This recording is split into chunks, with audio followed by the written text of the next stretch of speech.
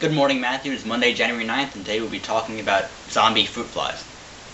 It's kind of a weird intro to a video, I admit that, but let's proceed. There's a kind of parasitic worm called Dicrocolium dendriticum. This parasite infects ants. Now, ants, as you may know, are very stupid, but they have very strong instincts as well. These instincts usually encourage the ant to do things that are beneficial towards it. However, Dicrocolium dendriticum is a parasite that takes control of the ant's nervous system and gives it a really strong desire to just climb to the top of a blade of grass. And if the ant gets pushed off by a thing of wind, it'll climb to the top again, over and over. It just has a desperate desire to climb to the top of the blade of grass. And what happens, you may ask, to the ant? Well, it's at the top of a blade of grass, and a grazing animal such as a cow will come along and it'll eat it. Now, the ant is dead, but the worm is still very much alive, and will cause all kinds of havoc inside of the cow's body living there. And eventually, the worm will exit the cow's body, if you know what I mean. Where it will infect other ants and start the process all over again. Now, where does this lead to, you may ask? Zombie apocalypse! Matthew, you're probably familiar with the fruit fly, that annoying thing that has an almost irresistible compulsion to drown itself in our Coca-Cola.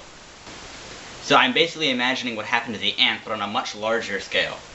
It enters the human body through any of its various openings, takes control of the brain, and it gives the human just one overriding need. Brains. The fly turns the person into a zombie.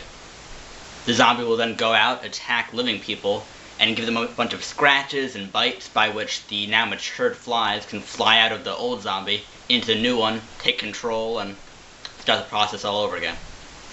I find this by far the scariest of all zombie apocalypse theories, because unlike other theories like some kind of mystery virus or radiation, we can't really do anything to prevent this. Fruit flies are literally everywhere. They live in our garbage, they infest our houses, they drown themselves in our soda. And if one lone fruit fly happened to have a mutation that made it advantageous to take control of a human, it could easily spread to the rest of the human population within weeks. Now, this may sound a little bit far-fetched to you, but remember this.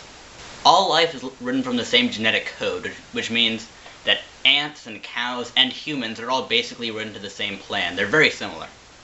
Despite what you may think, it would not take all that great of an adaptation to take the parasite that causes such hell among ants and cows and adapt it to humans.